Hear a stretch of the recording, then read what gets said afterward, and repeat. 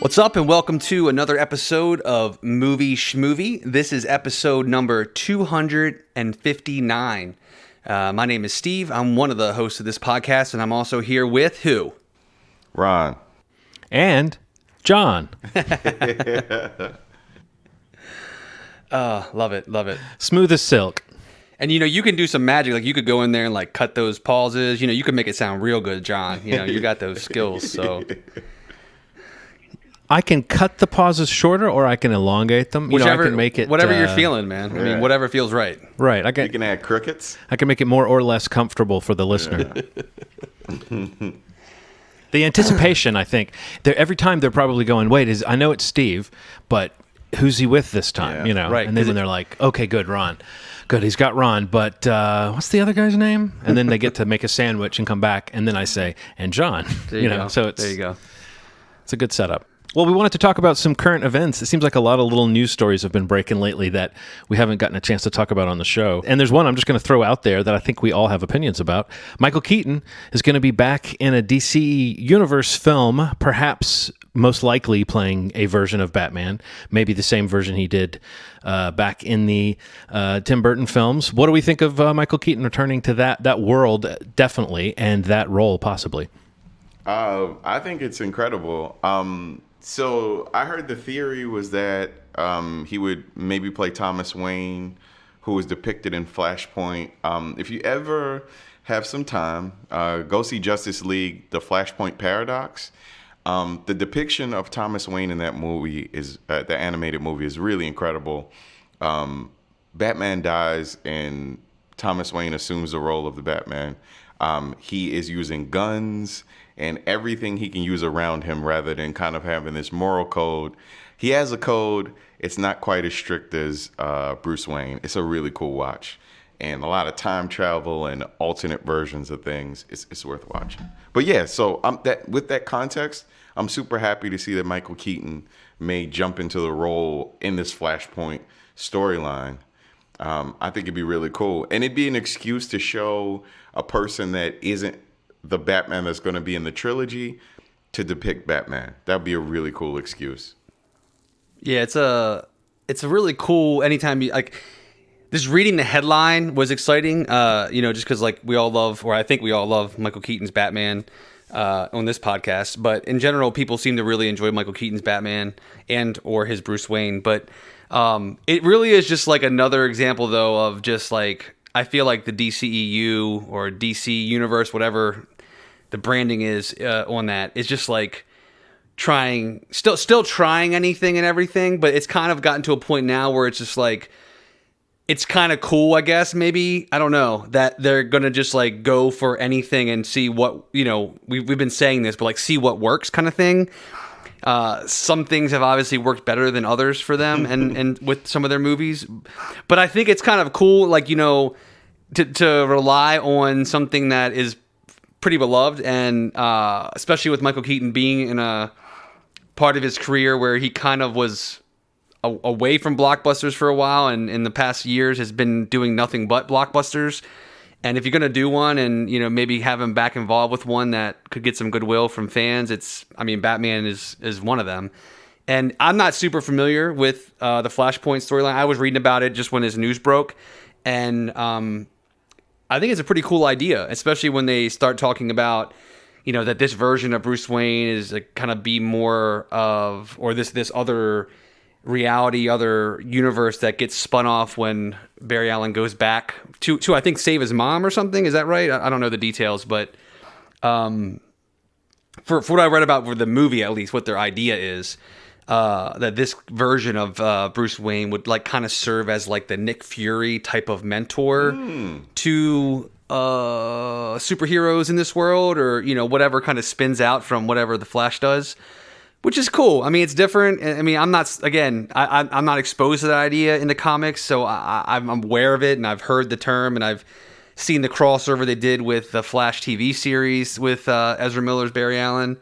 But I just want to see more about this. I guess I kind of want to see if it actually closes the deal. I think it's still, I don't know that it's been confirmed yet that Keaton's 100% in, but it's just an interesting idea in the least. I just think it's kind of cool that, you know, they could loop this Batman that most of us are familiar with back into this story and still have other Batmans existing in the property. And it's kind of like, if it works, it's kind of ingenious on their part, because it's just like having your cake and eating it too, and just like having all these different ideas of what Batman can and can't be. And I don't know.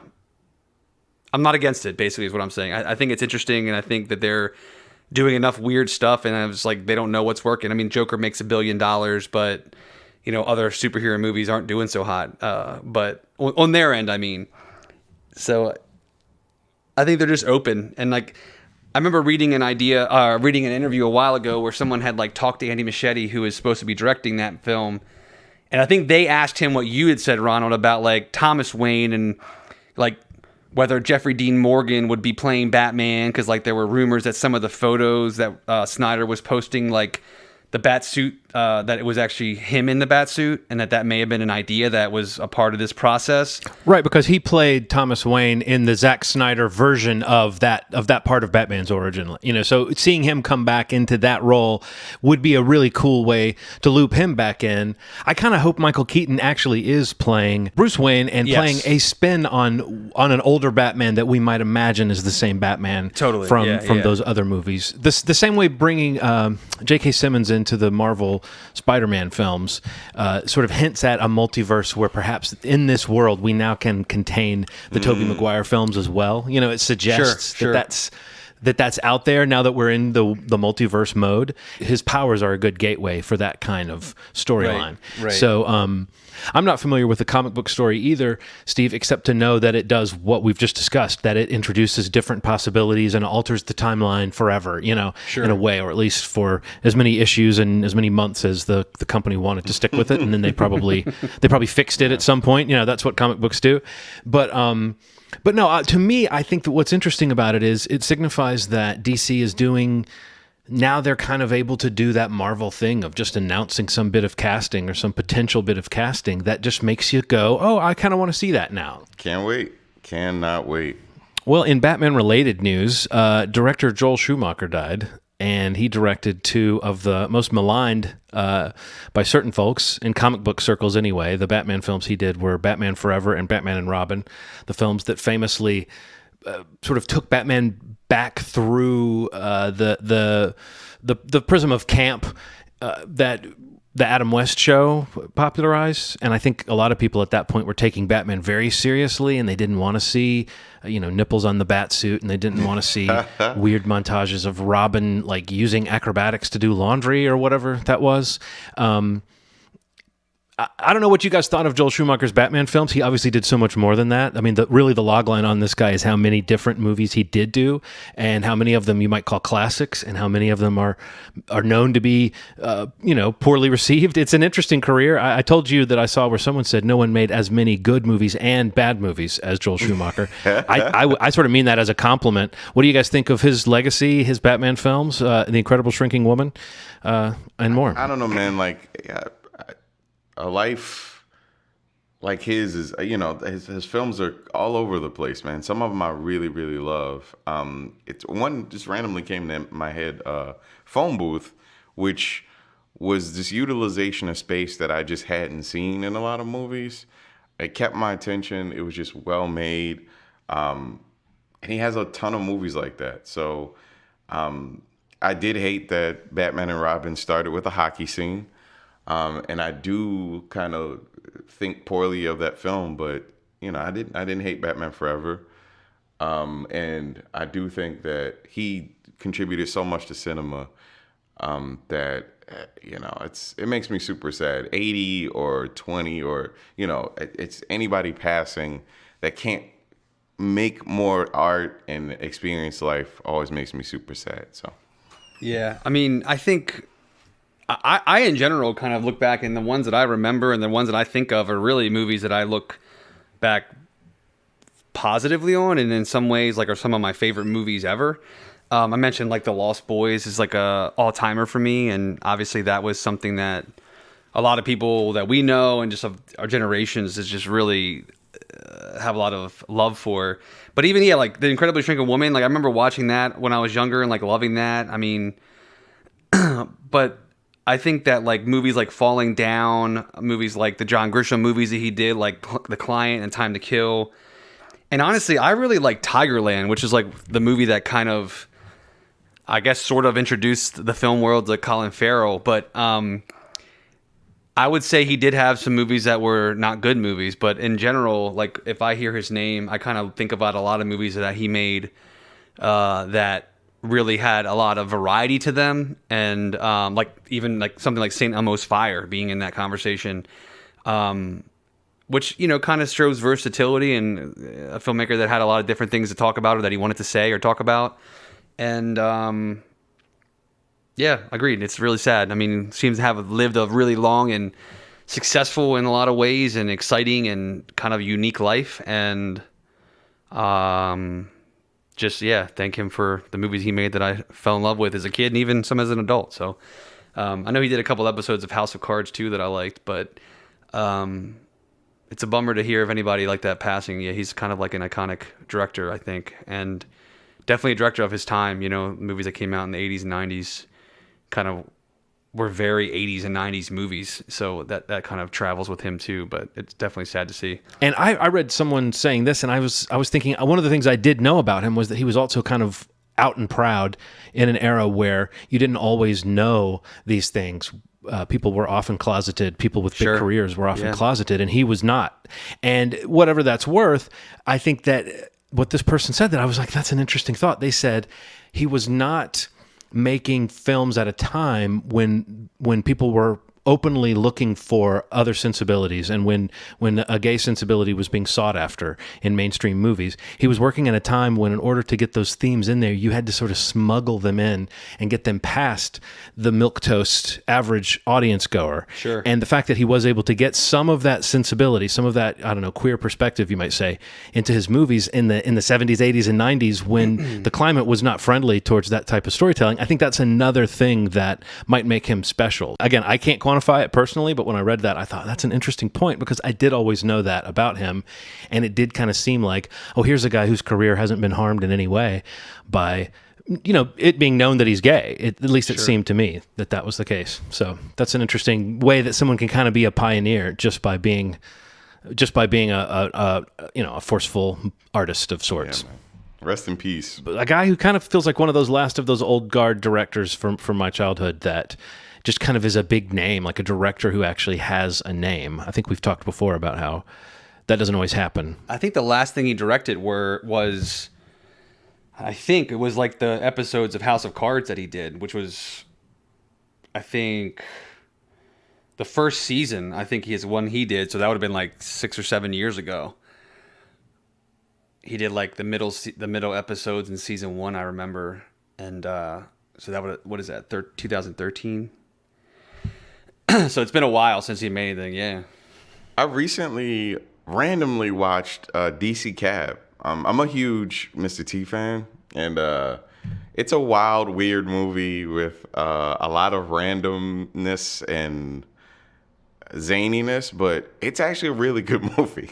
I'd watch it again. I just remember seeing the VHS when we used to go to Errol's Video when I was a kid. Never saw it. I was like, I gotta see this movie with Mr. T. It wasn't until I was 36 years old that I saw it, and I was entertained from the beginning to the end. So Joel, you made a movie with Mr. T, and you'll always be an incredible director because of it. Yeah, I loved Mr. T so much in Rocky 3, and I loved him so much on the A-Team that when DC Cab came out and it was R-rated and I couldn't go see it, I remember how bummed I was, like he also wrote Car Wash, I believe, which is another kind of seminal movie from the 70s that was known to be just this big broad body comedy, but and yeah, you mentioned what a cable staple The Incredible Shrinking Woman was, Steve. I mentioned that movie because that's always been one that stands out to me when I realized he made it. Yeah, Lily Tomlin was the lead in that. I don't know how many big Hollywood comedies she was the lead in, but that movie was a big, alongside like 9 to 5, which is another Tomlin film. That's a big part of my HBO diet from my childhood. Oh yeah. Was The Incredible Shrinking Woman. So. One other thing I wanted to ask you guys about, and I just didn't know, there's been a lot of stories, and we don't have to cover them all, but have you caught much of the news coming out about season 2 of The Mandalorian and this talk that they're bringing Boba Fett into the show? And just because I thought one of the coolest things about the first season was that there was no Boba Fett, and they were able to kind of take that Mandalorian iconography and that cool-looking armor and make it its own thing with a different character. There's references to all these existing characters from Star Wars IP, whether it's like novels and games and comics or movies. What do you think of the fact that Mandalorian Season 2 sounds like it's really spiraling out with all these connections to what has come before rather than continuing on into something new? Have you followed those stories and had the same kind of feeling of just not being able to be that excited that Boba Fett's going to be in it? Like, I don't know that I care that much about that at this point. Am I crazy not to care? Maybe the presence of Boba Fett will be a good thing.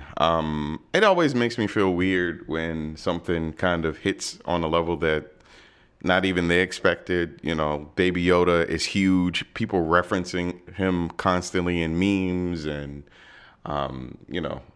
comparing cuteness to Baby Yoda and stuff like that. It's just one of those things that they could not have anticipated. Even if they manufactured some aspects of the show for that, it's hit a lot bigger than they expected.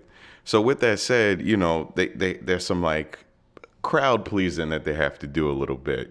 Some things that they have to do to rope people in who may not have been into the first one, but may be into the Star Wars world. And so, you have broader context for the story and all that stuff. So I get it. I don't want to write it off. Mostly because this is the only thing that Disney, putting legs on Disney right now. It's the only thing that they really have.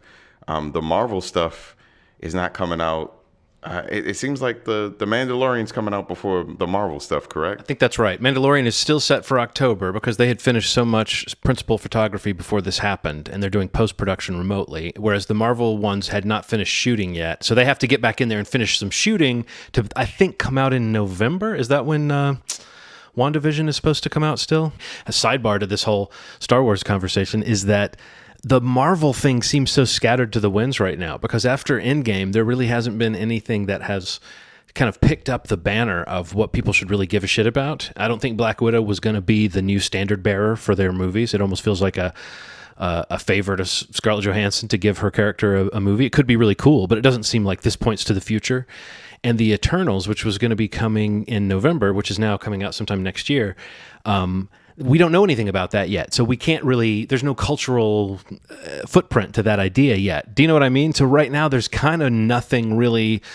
Marvel's kind of, and maybe it's smart. Maybe they can back off and make some really cool shit and come out. But do you know what I mean? That it seems like it used to be that the conversation always had a little bit of what the next Marvel thing was going to be. And I feel like right now it seems totally irrelevant to any conversation we have about what's happening in movies right now. Yeah, it's strange, man. I don't know. Does it feel like Marvel's kind of gone from the scene to you too, Steve? Is it just COVID, or is there something else going on? Do they need to kind of, go away and then come back when we want them? Yeah, I think they do. It does feel like it's kind of gone away. I think that obviously Black Widow coming out was kind of intended to be like not the movie. Like it's gonna like be like this massive hit. Obviously, it's gonna make tons of money when it does come out. But I think that was supposed to kind of be the kind of, I don't know, holdover until, and I think it was November or December that WandaVision was supposed to come out. I do think that they really want to see like what these shows can do, and like the Eternals was supposed to come out in November, so like you were going to get like 2 movies, you know what I mean? Like there was going to still be this exposure that we were kind of used to, and then layered on top of that these TV shows.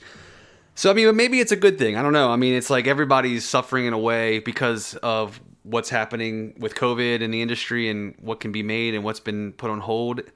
But maybe it's not a bad thing. Maybe there's a bit of a palate cleanser, and things being pushed back is going to give people an opportunity to maybe be more excited for it when it eventually comes out in whatever way they're going to enjoy it, whether it's a movie in theaters or a series on Disney Plus. But I don't know. It's just interesting that it's kind of changed the game across the board. I mean, some shows like, I think I did read that WandaVision was done shooting. So a lot of that stuff being done is happening now and has been since, March. So I don't know if they'll still make that target, because I agree in general that like they need more. I think Ronald mentioned it, that like, Mandalorian is like really what they have in terms of original content that people are really excited to see, or be the main motivation of why they're subscribing outside of the library. But I mean, I think it'll be interesting, like once some of these series start coming out, to see if it offers anything new to the IP, much like The Mandalorian did, to start this conversation, in kind of how it surprisingly became its own thing that really hit hard and people really enjoy it. To kind of circle back to your first mention, John, about like the whole Boba Fett stuff, like I think it's kind of like I think it's gonna have to do a really interesting kind of like straddle, because I think they eventually, whether that's season 2 or, I mean, obviously some of these things are happening, but there's been tons of casting announcements and characters coming in from the animated series, and like names popping up that but the reality is that these things may simply be like just a character shows up for an episode, or a part of an episode, and that's that. I mean, just to show that they're existing in this world along with this new character that you really are trying to sell to an audience. So I think that's kind of how I think they would most efficiently accomplish that. I mean, hearing names of other big name actors being announced that you don't really know who they are yet, like those announcements would be more interesting to see if those were regular reoccurring characters on the series.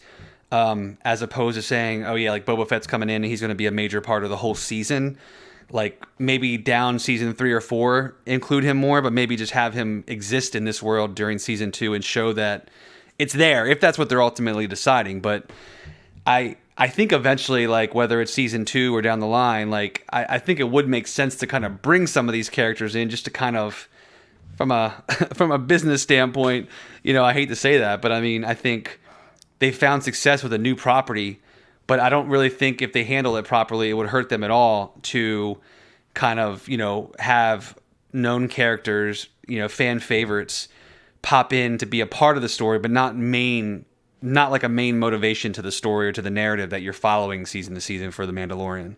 Yeah, I guess my big thing is that I saw a reference to redeeming the character of Boba Fett, because a lot of people are mad that after being like the badass of the universe, he got knocked into the Sarlacc by accident. Oh, right. And died that way in Return of the Jedi. And Sure. I think, to me, that was always kind of part of the gag of that character that works for me on a certain level. But I also recognize that if you wanted to act like he was the coolest guy in the world, his death on screen was kind of ignominious, So I can understand that, and both think it's kind of chicken shit to double back on that, because it's a weird kind of bold, one of those weird George Lucas-y choices where you're like, what, that was your plan for that guy? Was to just have him pop up and then look really cool and sell a lot of action figures and then die in kind of a stupid way.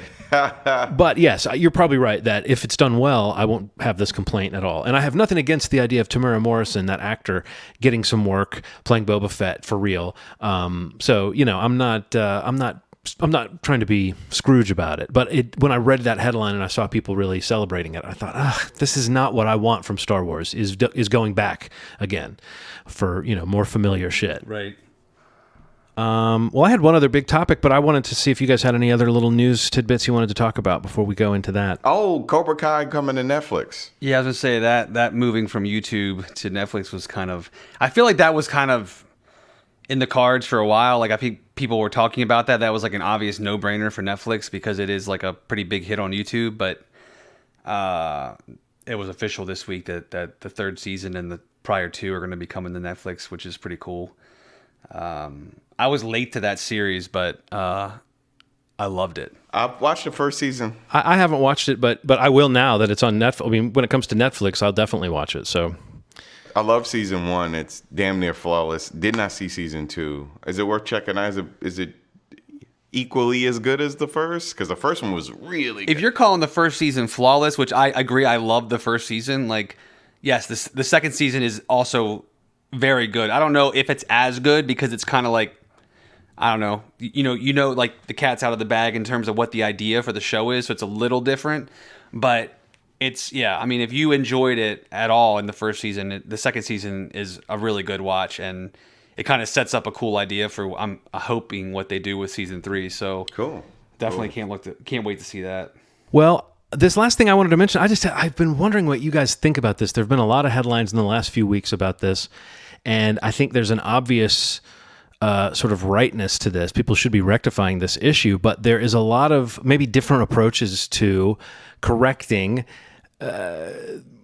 these shows that have blackface in them, whether it's sketch comedy or a sitcom. And I think, for instance, Disney has put a disclaimer in front of a couple of its movies to say they have outdated portrayals in them. Oh, no.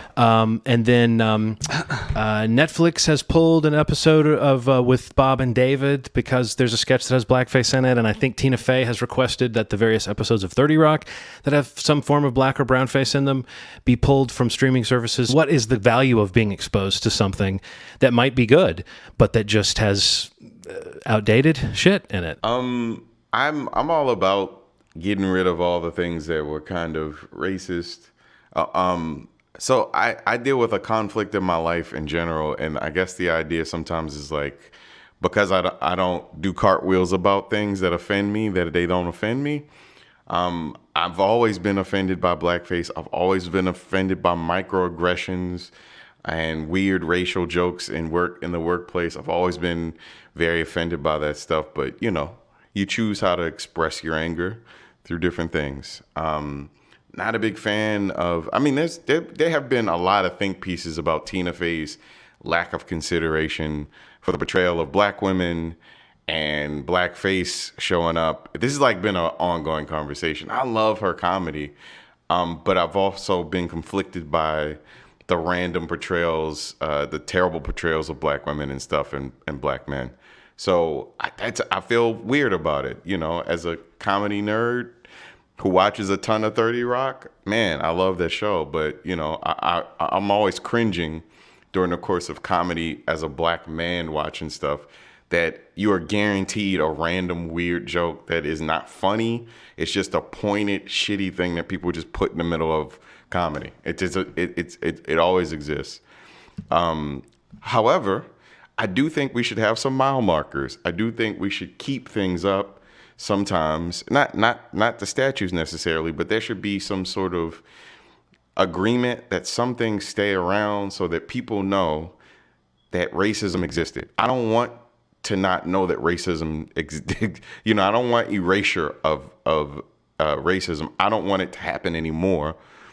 And if somebody's weaponizing it, I obviously don't want it to be weaponized. So that's all I want. And that is hard for racist people, though. Asking those two things of people to not do it anymore and to not weaponize it is like asking a person not to breathe sometimes, because it's so ingrained in our culture. That's the one takeaway I have. Like when you were mentioning, John, like there seems to be some lasting effect, like having piece of this around still. But I kind of was thinking about what Ronald just said. It's like having things that exist still so that you don't forget like where it came from or what it changed from, to be more appropriate or to be more considerate. I don't even know, just to be more right with history or with just society or just with ethics and morals. Like it just seems like I don't know if the like complete removal and wiping out of something is really the best approach. I don't have the exposure. I don't have the same experience that like Ronald was just describing watching 30 Rock. I do relate. There's always there. You can easily identify some of the jokes that he's talking about that just seem like there's there's really no place for that or really no purpose for that, or it seems very just kind of tone deaf like immediately. And not even really seen as funny at all. If you're using that for humorous purposes, that you're getting a little charge out of how taboo it is. I don't care if it was the last 10 years, 15 years, 20 years, you're getting some kind of a taboo charge out of it. And if people are laughing, they're getting a little taboo charge out of it too. So if you're getting that taboo charge, you're playing with some form of fire by putting it in. It's the kind of like risky humor that people like to do, that sort of, did I do that? And I just don't think that stance works when it's coming from it's like consider the source. And I think what Tina Fey said in her statement was, sort of she's figured that out. She's learned that. So I do think she's smart. But I think she's guilty of that same thing that a lot of sort of well-meaning white people were guilty of in the 90s into the 2000s, which is the sense that because they feel that they are beyond racism, they feel like they can make these jokes. It's like on Seinfeld when the dentist, Tim Whatley, becomes Jewish and Jerry thinks it's just so he can tell Jewish jokes. It's like being in show business and working with Tracy Morgan doesn't mean you can make any joke you want to about black people and that people aren't going to kind of go, huh?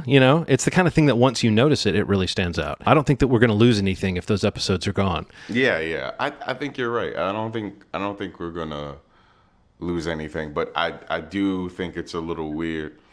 Yeah. Now, like Confederate flags, obviously take them down, stuff like that, but some of this stuff gets a little strange when you're talking about you made the thing and it wasn't that long ago. It wasn't 30 years ago. It was maybe 7 years ago. It was maybe 10 years ago when you should have known better. So that's interesting, man. We'll see what happens in the future because they're going to have to go back quite a bit. I mean, there's going to be a lot of maybe Netflix will have a racism algorithm.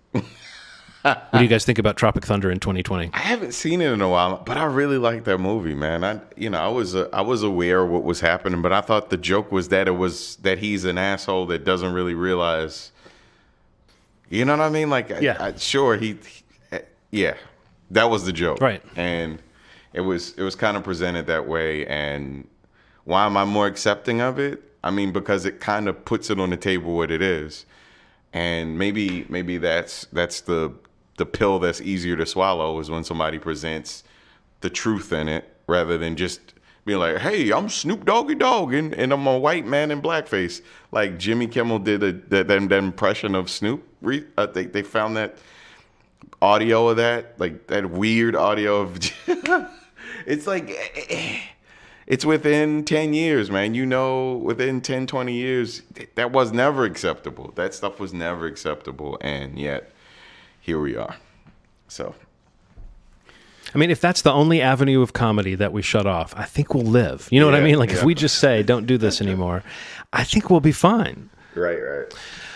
Well, if you guys are ready to move on to the things that we watched, I'll start because my movie kind of ties into this. There was a movie called Becky. Do you know this movie? No. With Kevin James as a white supremacist who's escaped from prison. Oh, the white supremacist, yes. With his big friend, and then they run across a family, a man and his daughter and his girlfriend and her son, who are staying at a cabin. And the daughter is Becky, and Joel McHale is the dad. And his, I don't remember the name of the actress who played his fiance in the film. But she's African American and she has an African American kid. And so you would think with white supremacists descending on this cabin that the black mom and her black son would have more of an involvement in the story than they have in this. But they kind of just sit on a couch for the whole movie while Becky. The perhaps aptly named, I don't know if they named her knowing that Becky is kind of, Twitter slang for a certain kind of white girl.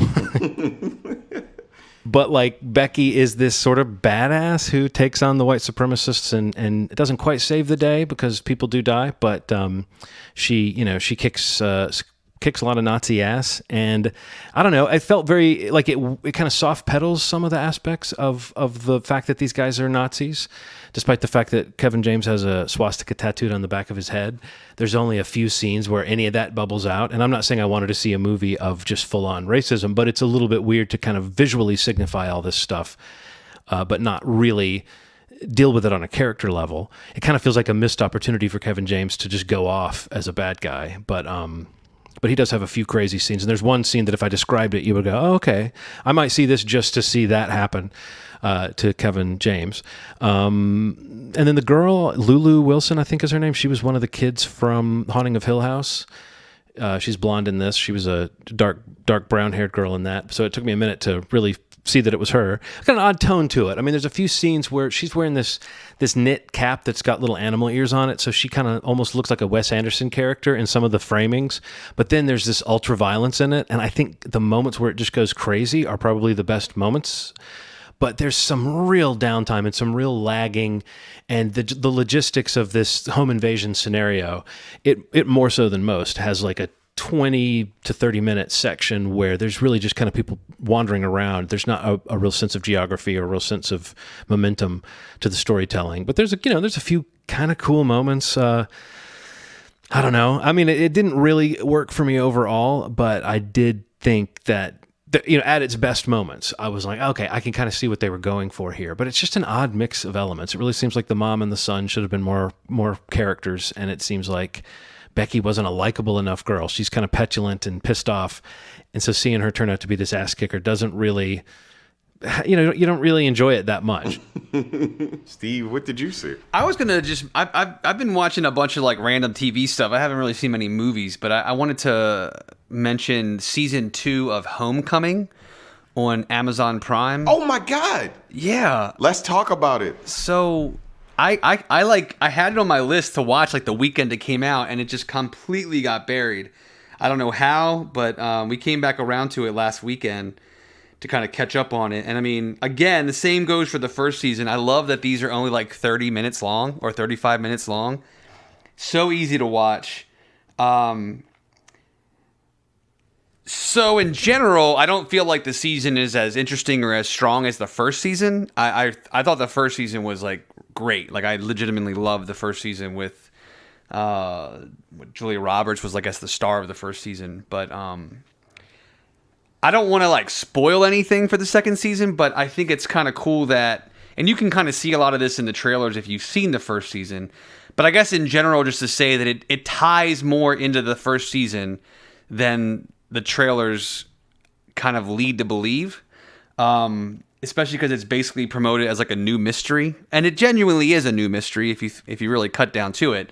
But I think the way it ties into the first season, while I found that really interesting and cool, and mainly just because I love Stephan James, I think that's how you pronounce his first name, but the actor who most people probably would know from probably like Selma, or he was in the Jesse Owens movie Race. If Beale Street could talk. Yeah, he's also in Beale Street. But I love that guy so much. I like want to see everything he's in, and I was happy to see him in this second season. And I'll just leave it at that. Not to go anything really with story, but I thought it was cool. Like I like this story. I like this show. I like the idea of it kind of being like it's got this like kind of questionable technology research, the marriage and gray area of technology and medical testing and war and government and military, like all these interesting things that just seem like inevitable. Well, we've already seen it and experienced it, and it's a real thing, but like just this like collision of where these things kind of come into contact with one another and maybe get used to severely negative effect on a personal level, while a company or while a government sees it as a win. So there's a lot of like morality stuff going on and ethics in this in the show, and I don't know. I just thought it was really interesting, and I think it helps that it's like easy to watch. It's I think only like 7 or 8 episodes, and they're a half hour each, maybe. But yeah, I love him in the series, and Janelle Monáe is great. She's really good in this season. That's like really the new character. But I was surprised. A lot of the series is about a character from the first season played by is Hong Chow, who most people probably know as Lady True from HBO's Watchmen that came out earlier this year. But she has a more prominent role in the second season, and it's kind of cool how they tie it to season 1. And I don't know. It's a cool series, man. Like Sam Esmail is the producer, showrunner, directs a couple of the episodes, and I like the visuals. I love how the episodes end, and I like the score. It's really kind of creepy, haunting music in the show. But it's cool. It's just like a really great. It's a great watch. It's easy to watch. It's easy to digest. It's not too big, not too heady. Like I tried to start Devs. Like I was literally going to start Devs this weekend, and then I was like trying to watch it with Aaron, and I was like, I don't know, like we're kind of like zoning in and out of this together, and then we were like, oh shit, Homecoming season 2's on there. Let's go back over to that, and that totally hooked us. But again, like, technology and like, and even like agriculture and, crazy shit like that comes into play in this series. And I don't know, I'm kind of curious if they do anything else with it, but it's Amazon Prime. So if you have Amazon Prime, the whole season's up. I'd recommend go back and watch the first season, which also had great roles with like Shea Wiggum if you like him, or Bobby Cannavale's in the first season. But definitely worth catching up if you've never watched it, and if you have, I would check out season 2 for sure, because I definitely was into it. Well, now that we're done with Golden Girls, I definitely need a new binge, so I'm gonna check it out. Did you watch it, Ronald? Steve, I fucking love season 2 of Homecoming. It obviously wasn't as good as the first. So here was my issue, man.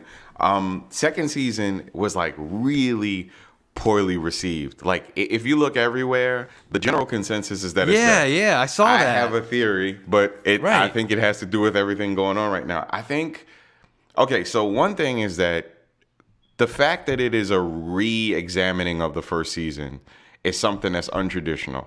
You're hitting somebody with something, I've never seen anything like it. Besides, like, it's the equivalent of having like Evil Dead and Evil Dead 2.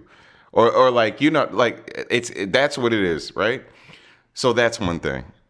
The fact that 2 women of color are at the head of this show and doing some of the things that they're doing, I think made people uncomfortable, man. I think that, like, I can't understand if the writing's pretty on brand with the first season. Sure, it's not, some of the players from the first season aren't showing as much, but the writing is fucking incredible. And some of the characters that they're bringing in, and not just Janelle Monáe and Lady True, who that's not her name, but some of the guy that actually works at the company, the older gentleman. The show is Chris Cooper. Yeah, Chris Cooper, man. The things that they're doing in this show are fucking amazing. I didn't understand it.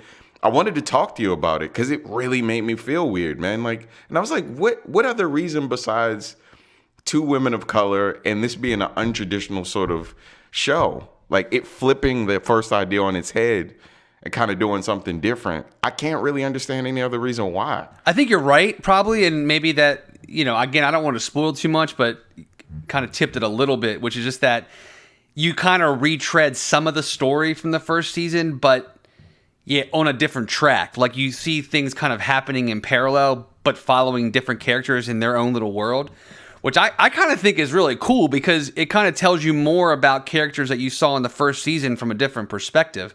Right, and right. I thought that was pretty smart and interesting and different. I thought so too, man. But I just like kind of how it, like, I'm all about, like, kind of, can you land in terms of, like, can you kind of, like, have all these little pieces moving around and kind of get them to come together. You kind of tell stories forwards and backwards, and time is played with a bit in this season, even the first season too. But, you kind of have like markers that kind of show you, am I in the present or am I in a flashback kind of thing? And I don't know, the first season did that really cool and really kind of cleverly. And I thought this season did too. I don't know. In general, I didn't get the negativity around it. I mean, we both watched it like in 2 nights, and we were like, when I was looking up, like, I guess general consensus or whatever, Rotten Tomatoes, IMDb, I was surprised. But maybe it is that. Maybe it is just people being uncomfortable, which is, I mean, take that shit somewhere else. I don't know. Like, it's just a good story. Like, it's an interesting story. And like, Joan Cusack's in this season, and she's fucking awesome. And everything. She kills it, man. And she's so good, and like, she's totally Joan Cusack, but in this character, it's its own thing, and it's just like, I don't know. Yeah, John, you should definitely check it out. I think you would enjoy it. No, the trailers for the second season looked cooler to me than the first, frankly. So I was like, oh, now I'm interested. Yeah. I hate when I sleep on something, but I love when I suddenly have a bunch of stuff to catch up on. The show that I was going to talk about is one that Steve and I kind of mentioned in passing. Let me give you context too, man. I'm a huge action movie fan. I'm a big fan of martial arts, real martial arts. I'm not a big fan of some of the most American films that have action in them. I know that sounds weird, mostly because the action feels a little more rehearsed.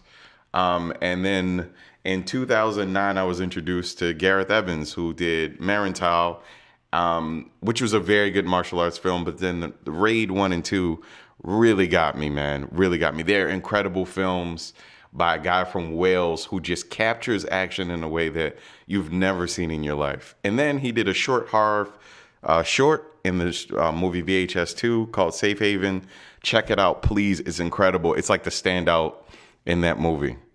Then I heard about a movie called Havoc that we was writing because I was waiting. I'm like, all right, Raid 1, Raid 2's coming. Havoc's coming. I was waiting. And then Gangs of London came out. Gangs of London is every bit of martial arts that you like in some of those films, like some of the better films that you've seen with martial arts in it, combined with a crime drama with enough heart in it to maybe go on for 2-3 more seasons and be damn near flawless. This show had so many ups and downs. And I cared for all the characters, even if they were villains. I fucking love this show. And the cool part about it right now is that it's kind of in this weird limbo where it's like word of mouth is traveling, but there's really no place to see it right now, unfortunately, unless you have sources, you know. But this show, start to finish, I showed Aaron. I watched the first 2, and then I was like, let me bring Aaron in so she could watch it. She saw the bar fight scene, and she was hooked. She could not stop watching it with me. And it's just, I don't know, man. I could sing his praises forever. But yeah, Gangs of London. I'm hoping that, I never thought I'd ever say this. I'm hoping that someplace like Netflix picks it up. This show needs to be seen. This show needs to be seen, man. Yeah, I'm glad you liked it or loved it because I loved it too. And it is. I've been trying to read about this. Like it seems weird because like when you see it on Sky Atlantic, which is how I saw it, it's like a co-production of Cinemax. So initially, I think it was supposed to come out this year on Cinemax here, but then I think Warner Media like announced that it was kind of pulling back Cinemax's like original shows or original programming. So the last thing I read was that like they were basically shopping it to other networks or other platforms or whatever, another US like provider to be able to put it out this year so that it kind of comes out still in 2020. I don't know where that's at currently, but I hope it finds a home, whether it's Netflix or I don't know, like or HBO Max or something. I mean, like it's got to come out so people can see it because it's pretty phenomenal. It's incredible. It is, man. It is nuts from start to fucking finish, and it pays off in ways that you just don't. It's like if you don't pay attention to everything, you'll miss the little transactions that are happening behind the scenes between some of the characters that pay off at weird parts. Yeah, it's just, oh God, yeah. And I think it helps that like, at least for me, I mean, there's a couple people in the show that you'll recognize, just visually, like you've seen them in other shows or other movies. But I mean, like to a lot of people outside of, I think, Caitlin Stark. Yeah. Like there's not many people that they're going to recognize from the show, which is kind of a cool thing because it's kind of like, exposure to a new property, a new look, like I think that the action is really exciting and fresh and the fight sequences are amazing, but it's all kind of wrapped around this like grandiose like mob thriller kind of thing, which is just a great, like balanced properly. It's like a great mix of things for especially being like a serial, like a TV series, like that you can kind of blow out and have a big story around that, and they kind of give you just enough action here and there and big twists and turns and like just the drama of the mob and crisscrosses and double crosses, all those things. Like it's a pretty exciting series. So hopefully it comes out soon here in the States so people can check it out. Please see it however you can see it, please, immediately. Yeah. If you have somebody that if you have someone that has like a Sky Atlantic login credential that loves you, maybe you can log in and watch it or get a VPN and watch it or something, but it's a cool show. Very cool. I think The Raid is one of the best action movies ever, period. So when you guys were talking about the action in this being even anywhere near that level, I'm totally on board for a sort of a saga that can go there when the right amount of henchmen, meet up in a parking garage or a kitchen of a restaurant or whatever kind of where there's lots of objects you can use to fight with. Yeah, like literally that's yeah. Yeah. That those are like scenes in the series that you just said. Well, there was a big kitchen fight in the sequel to The Raid as well. So. Oh, yeah. Yeah. I did watch a couple docs, like just to mention. I did check out the On the Record doc on HBO Max. What'd you think? Which I thought that was really good. Yeah, I mean, It was good, man. Fucking sad and just like kind of disgusting in so many ways, but I'm just more so interested in like the controversy around it. I mean, I read up on that and like, the whole like Oprah bailing out and like literally when it was at one of the festivals, right? Isn't that what happened? Yeah, she bailed out. I didn't really get it either because it's not as condemning as I thought it would be, so much as it is an account of a woman's story. I just thought that, this wasn't Surviving R. Kelly. This wasn't that. This was... Right, exactly, yeah. Yeah, I don't know. But yeah, I thought the documentary was really interesting and pretty well made. And I also I finally watched Crip Camp on Netflix, which I thought was great. It's like a Netflix doc that I forget what festival it was at, but it's produced by Barack and Michelle Obama, and it's basically about this camp that ran for like 20 some years, but it's basically focusing on this camp in like the 70s, in the early 70s, that basically was a summer camp for like teenagers with disabilities, like physical disabilities, mental disabilities, and basically how it and the impact that it had on their lives as individuals, but then also on society as a whole, because a lot of these kids and this group of kids that went to this camp were a lot of the people behind the Americans with Disabilities Act that took place, and like the pressure on the politicians to make that happen.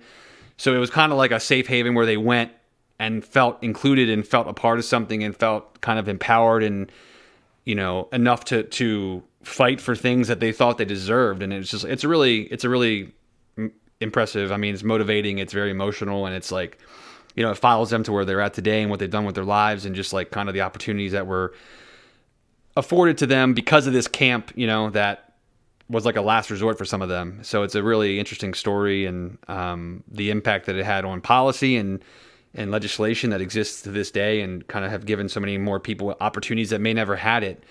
If you try to get, a little cheesy about it, some people even mentioned in the doc, like some of these things may not have happened if not for some of these kids' experiences at this camp, and like, becoming a part of a movement that really made things happen for a lot of people with disabilities that needed support, needed help, and some equal measures that they had been missing for a long time. So I think it's like an early front runner for whatever the Academy Awards are going to look like for docs. I mean, I know a lot of people really like this movie, and I thought it was pretty good too. So I'd check it out. It's on Netflix right now if that sounds interesting at all to you.